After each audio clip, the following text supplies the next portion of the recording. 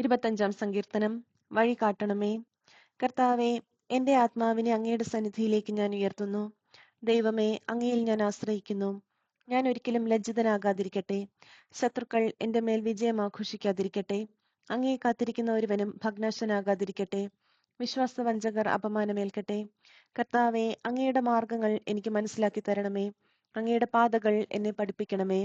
അങ്ങയുടെ സത്യത്തിലേക്ക് എന്നെ നയിക്കണമേ, എന്നെ പഠിപ്പിക്കണമേ.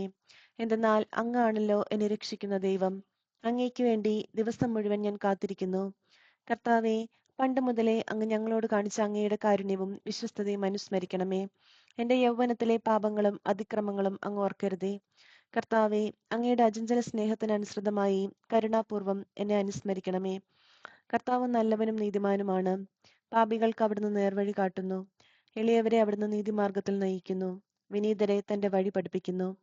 കർത്താവിന്റെ ഉടമ്പടിയും പ്രമാണങ്ങളും പാലിക്കുന്നവർക്ക് അവിടുത്തെ വഴികൾ സത്യവും സ്നേഹവുമാണ്.